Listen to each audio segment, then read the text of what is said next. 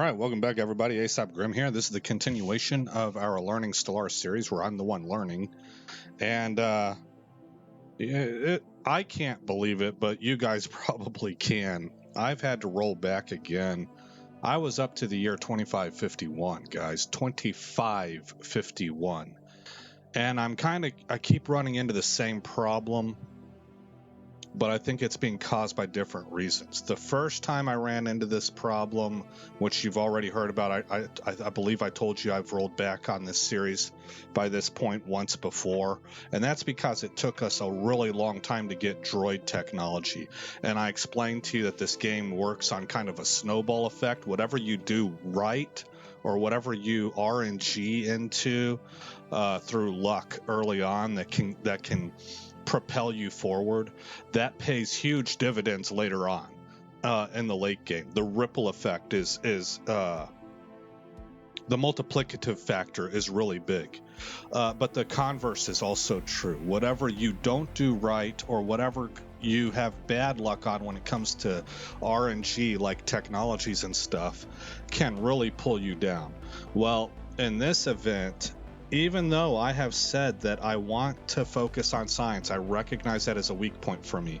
I just kept having open jobs to fill. There's three things that you have to maintain in this game, three pillars, I would say, that this game revolves around: your economy, your navy, and your science. And I was paying attention to my economy, and then I needed to plus up my navy, and I just kept letting science lag behind more and more and more. And what tends to happen is that this nation right here, this galactic empire, I don't know what to call them. We'll just call them nations because everybody understands that. This nation right here tends to spool up in technology very quickly. They get very strong.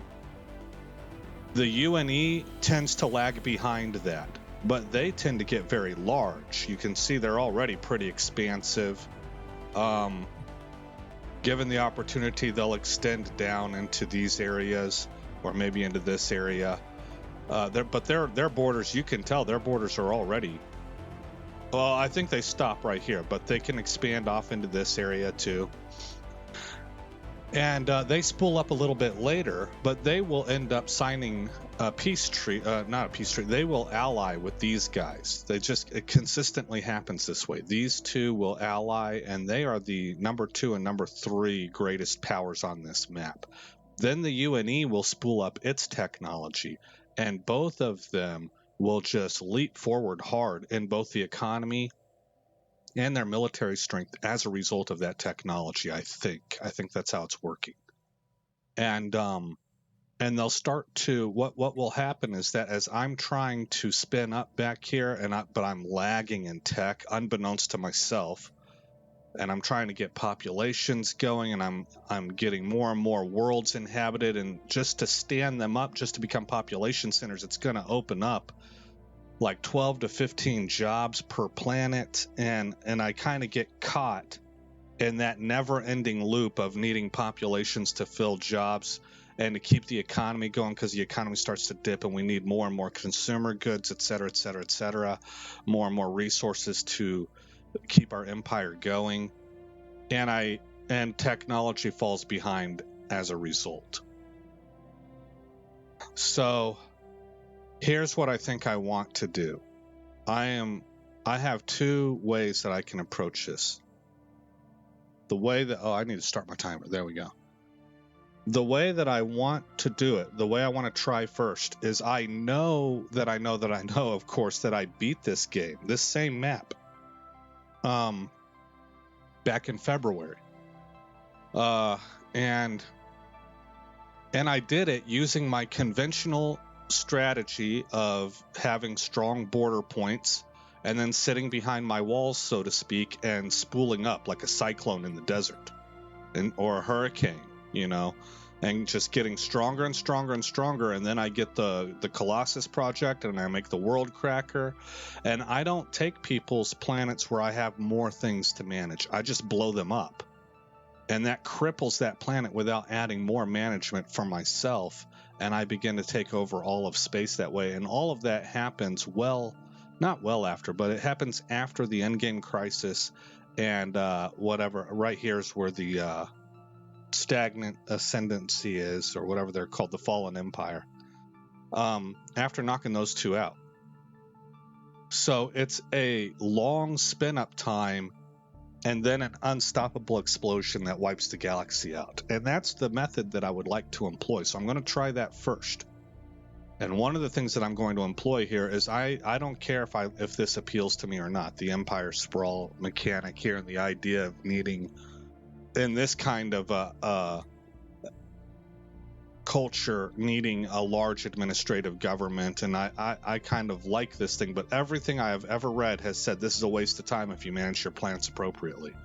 So I'm going to convert Japhon into a science world, and we're going to focus on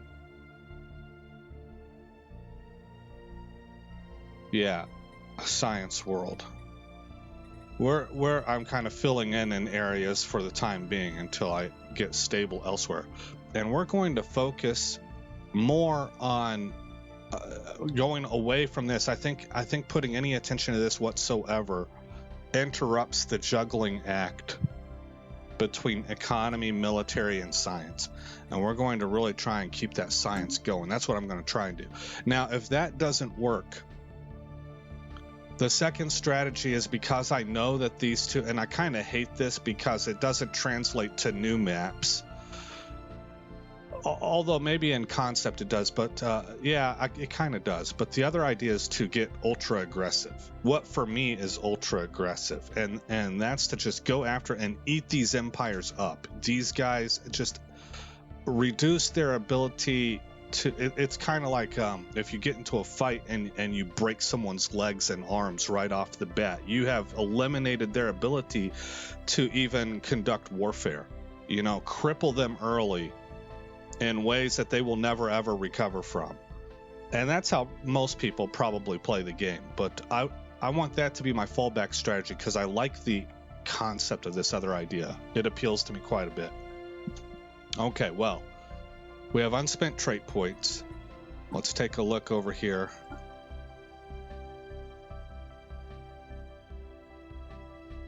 Is it because I haven't applied this? If I apply it, it'll take a long time, right? 31 months. Well, that's not too bad. Here, we're going to research that. And then we got to go down here and we got to make sure that we're assembling just the harvesters.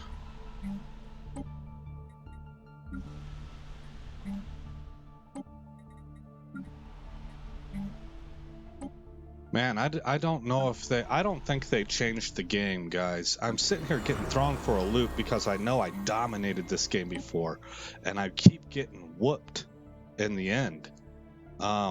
These guys all catch up and close that gap that I had. Man, it's just bewildering to me. But you know what? The more I think about it, the more I don't think that it's that they changed anything drastically. I'm almost certain I did well in the 3.0 version. Although I didn't take it to its conclusion, and that might be basically like a false positive for me.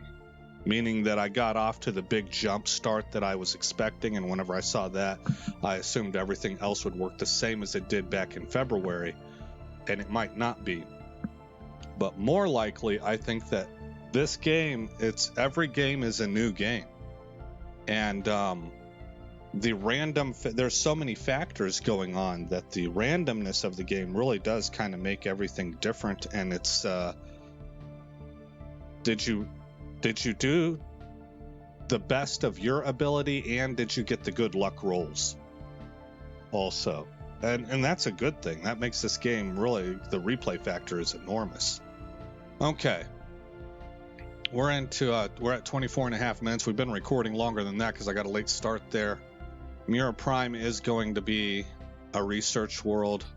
What else do we have going on here? Do we have jobs open? Let me see.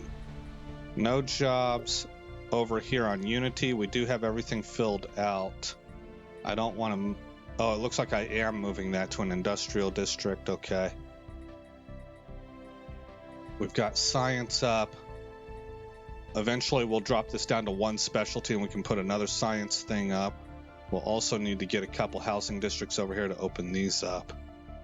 Carenval. No jobs open. And this world is done developing. It's now just it's acting as a population farm. Over here, no jobs open, but we are creating jobs, it looks like. This is Vium Prime. This will be a forge world. It's tagged as a forge world. We might be able to support ag districts here if we need to.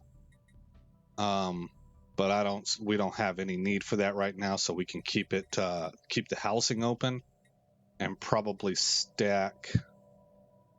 Well, we'll put a crystalline cavern in here when we can, and maybe more science. I'm not too interested in Vium Prime being a pop farm, so I can fill everything up as long as I've got housing. And it might be that we go ag, I don't know. Vium Secundus, it's a mineral world. We're building the rest of our city districts here. No jobs open. Jaffon. We're going to make this an industrial world. Where are you? Industrial world. Come up here and switch this B to an I. So we ain't messing around with any of that no more. And replace this with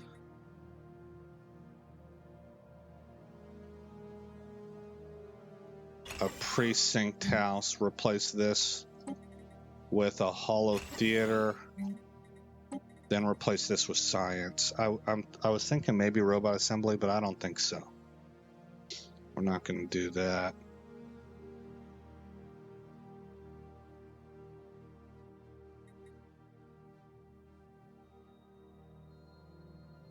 Naval.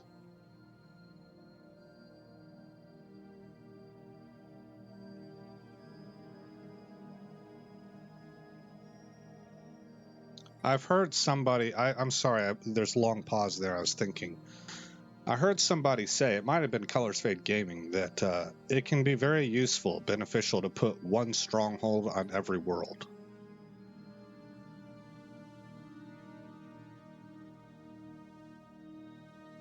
I'm going to consider doing that. What if I made this into a forge world? What does that do? Not forge, fortress. Well, it does increase the defense army damage.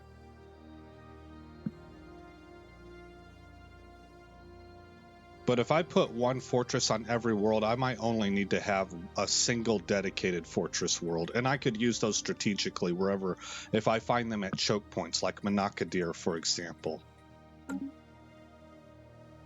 This could be a fortress world, because it makes it very hard for people to get by this place and be able to continue on through. Okay, so if I did that, I would put a fortress world there. Carenval can have a fortress world. I'm going to try this out. I've never done this before. We'll have to get to this in a minute.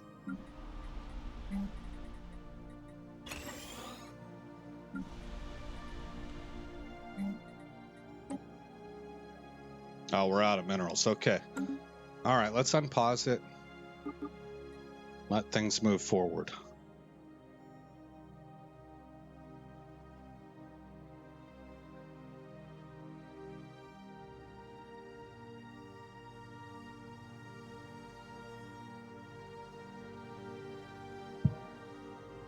I'll remind you guys that we are currently well ahead. We've opened up a gap on the scoreboard, about 6,000 points ahead of the UNE.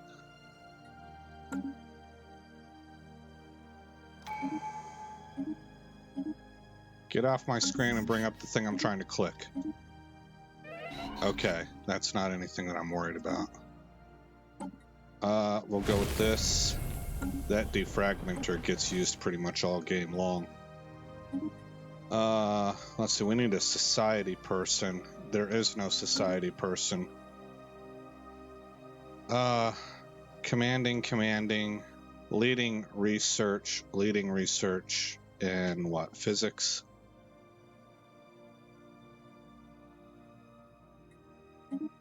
Grab that person. I think I saw physics. Yes. Take the 40-year-old. What are they good at? Field manipulation. Okay.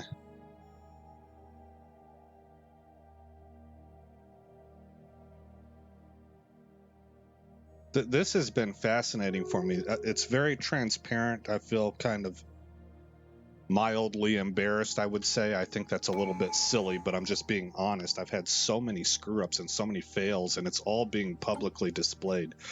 But I like being straightforward. I like being transparent. I think people can learn from that, you know, other people out there that are trying to learn this game. And I also think it's just flat out relatable. I relate to people whenever they're honest and they're like, here's where I screwed up, here's where I messed up. But there is a part of me where it's like, man, should I, you know, maybe I should just restart the whole series and do it like stealth, like, and I'm like, no, that's dishonest. All right, city districts provide one additional clerk job. I'm not interested in that. I would rather go with this one. Okay. We're currently terraforming Havenkir 2. Okay. Wow, there's a lot of stuff going on between the galaxies, between the galactic empires. All right, we're back up to 988 minerals, so we should be able to do some stuff. Let's vote. Yes, we do want a galactic council. It's going to happen regardless, so might as well get it going. We'll probably be on it. We're the top scorer on the board outside the the Fallen Empire. Okay, where did we leave off? Over here. We're building precinct houses. This will be replaced with a stronghold, and this will be replaced with a research lab. Okay.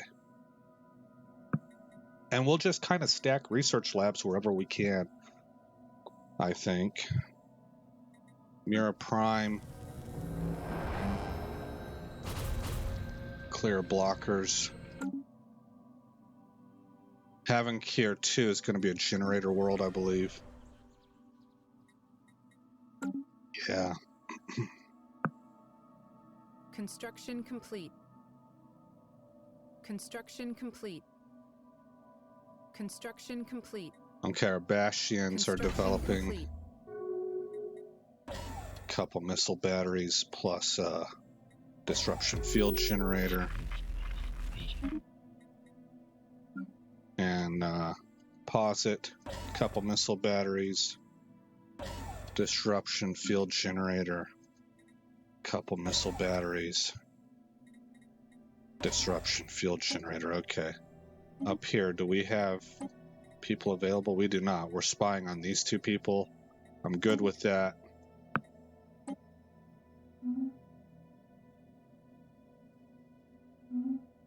Okay. The Neb station can also construction complete. Update. What would I put here? Maybe a resource silo. Okay, where's Strike Force Dragon? Right here, and we can build some more naval capacity. Oh, we have destroyers now. Did I set this destroyer up? What are we looking like on Battle Axe? This is the back one. It does armor damage, and then we're leading off with shield damage.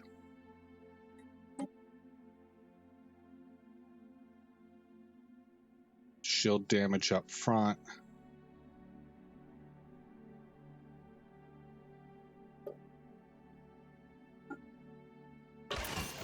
There we go. Followed by armor damage in the back.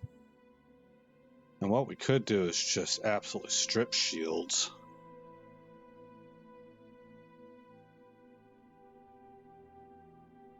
.28 average damage with a range of 50. This also has a range of 50 and does 3.46 average damage. We should do that right there.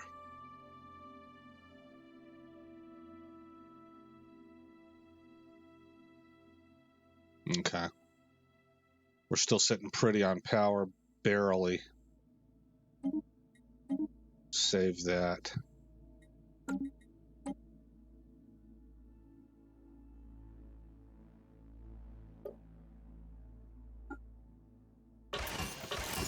I tend to favor energy weapons consistently over kinetic, because we can do this here too. Can I get away with an afterburner? No.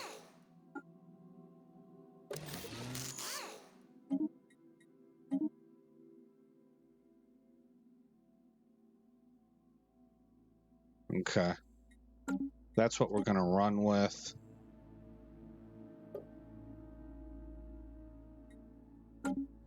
So then I'm going to go over here to Fleet Manager. And I'm going to add a destroyer class and try and go to 5. What would that do?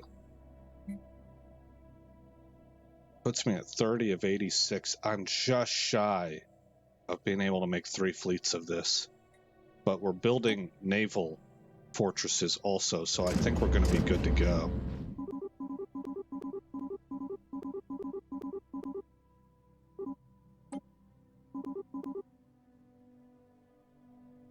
Okay, we don't have anywhere near the amount of alloys that we need. We can update here.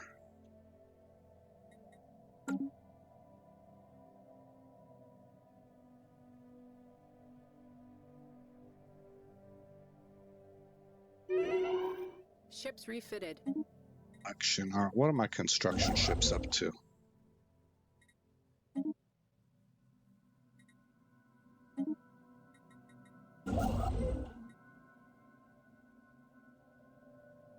Special project complete.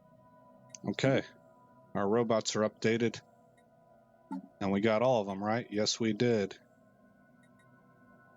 Science division report success. We learned the coil gun.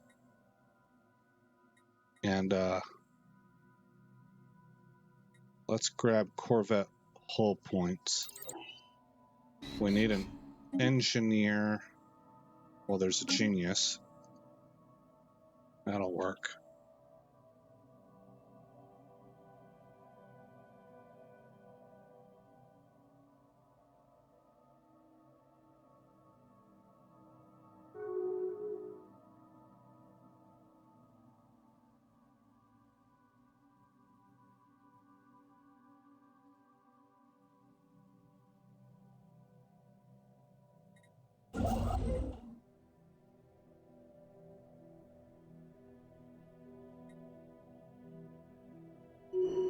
Construction complete.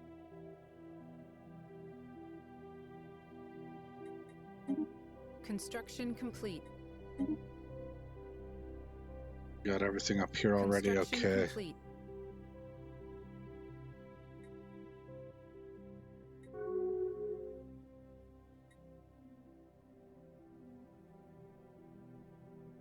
So we have our Science choke division points report success.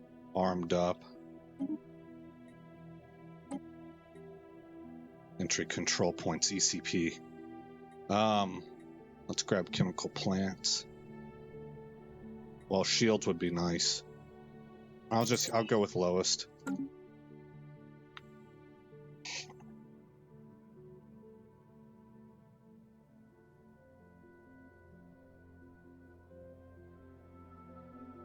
I should have gone with shields. I don't need chemical plants yet. Construction complete. Okay.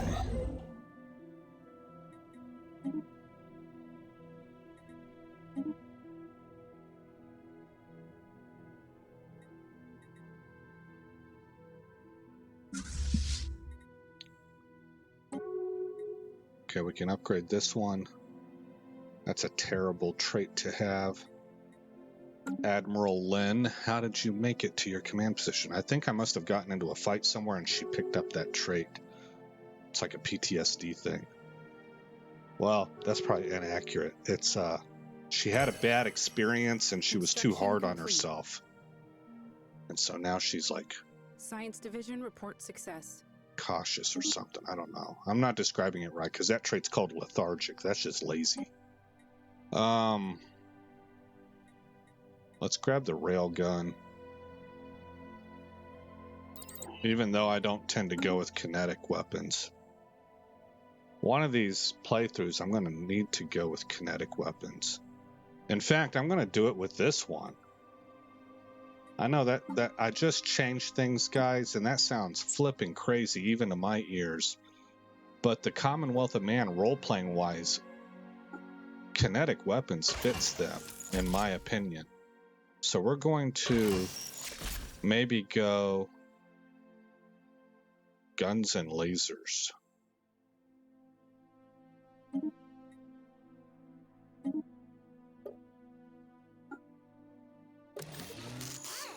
Yeah. Go with that. Okay. Then up here.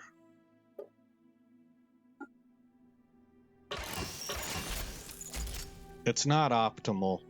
I might be doing something very silly, especially for someone who's had to roll back a few times because the computer keeps beating them on captain difficulty level. But it fits role-playing wise. I think, with the Commonwealth of Man.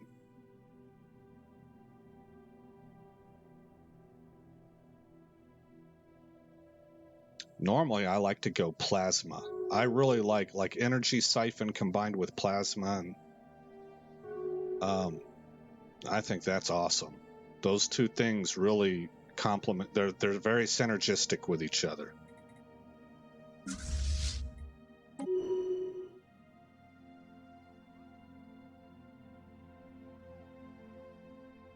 Ships refitted.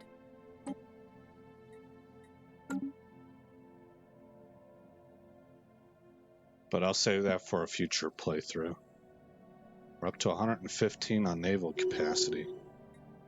Terraforming is finished.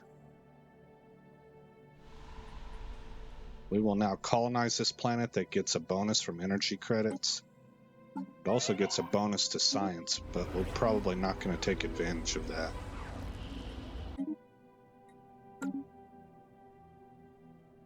Okay. Do we have jobs open? Because we have bodies available.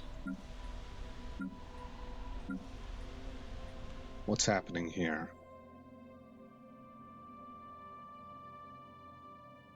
Well, the criminal population's just now got taken care of, so there's no jobs open there. We can upgrade this.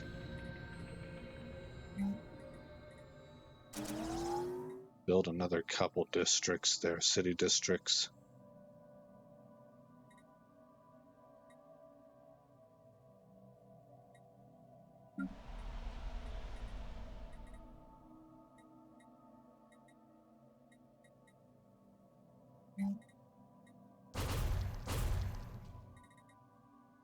Okay, this is Jaffon. We're doing just fine on consumer goods. I'm going to build more. I want these all opened up. One, so I have 4, 5. Okay. I don't have clerks employed anywhere, do I? Clerks are terrible. Uh-huh.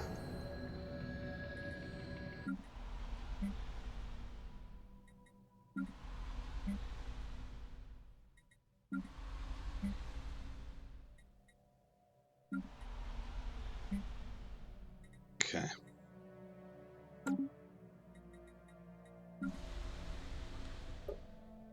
Robot assembly plant. Robot assembly plant. Complete. Robot assembly plant. Robot assembly plant. No robot assembly plant. And robot assembly plant. Okay. I'm good with that. Looks like we're going to need an enforcer. Oh, you know what? We're upgrading the planetary administration. That might employ enough enforcers to report success. tamp this down. Okay, we have chemical plants. We'll next go with, well, there's that plasma thrower. Man, I love this thing. Neg 75% shield damage, but plus 100% armor damage and plus 50% hull damage. I might have to go back to that. I'm going to try and stick with the guns and lasers idea. The Commonwealth of Man strikes me as your classical sci-fi authoritarian bad guy regime. Unlocks feature ecological adaptation. We got that pretty early on, huh? We can turn terraformation into a less disruptive process. So we can terraform after we have colonized.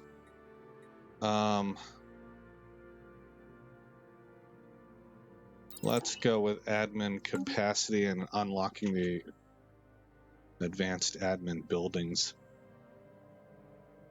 That's not the right word. The planetary capitals and stuff like that. Okay, let's see here. Build mining. Build mining. Build research. Build starbase. Build research. Build starbase.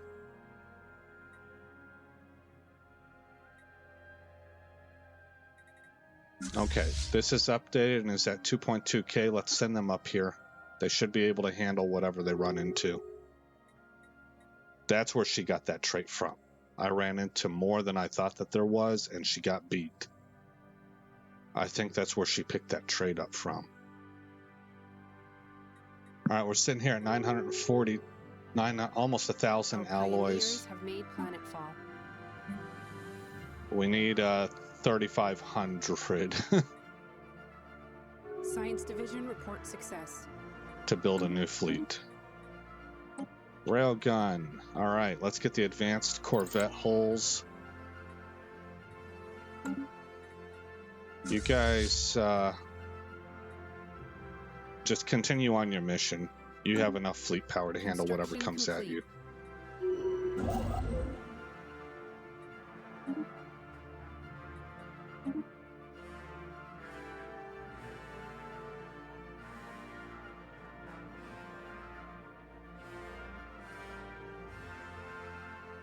So I need to maintain that scoreboard gap, and I need that tech rush to get to that world destroyer so that I can get out here and start wrecking shop before the entire galaxy unites against me.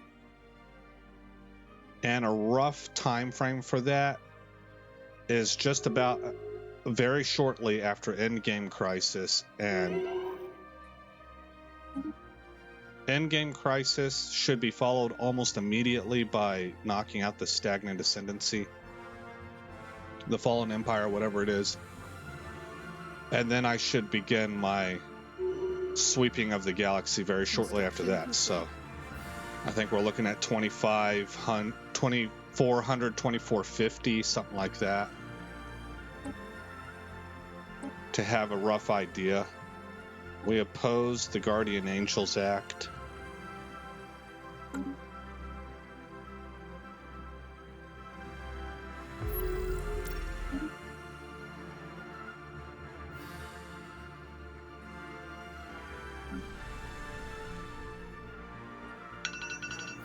Okay, there's our timer. We need jobs opened.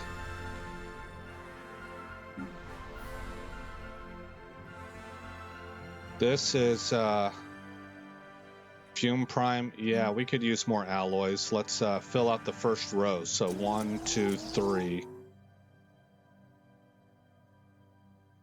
Oh, and I did not put up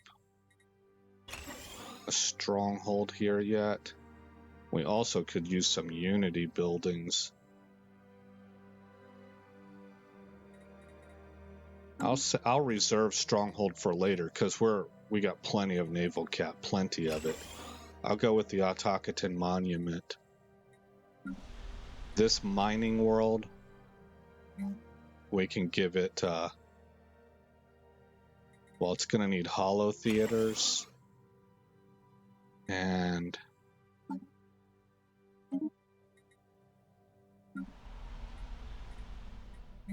we'll throw in an automaton monument here as well. Jaffon 1 has 5 unemployed. We're building city districts, so that's not going to give more jobs. We have our stronghold. This would be science. I'm not going to put an automaton monument here because we're already, we want as much science as we can get here. So research lab. Mira Prime is just kind of, it's actually just sitting there. It's working as a population world for us. Upgrading this did get rid of that crime. We'll throw that up. All right, let's create a save point. And we'll see how this thing unfolds, guys. Again, I'm Aesop Grimm. Thank you for coming by this channel. I hope all is well in your neck of the woods, and I'll see you in the next episode where this story continues.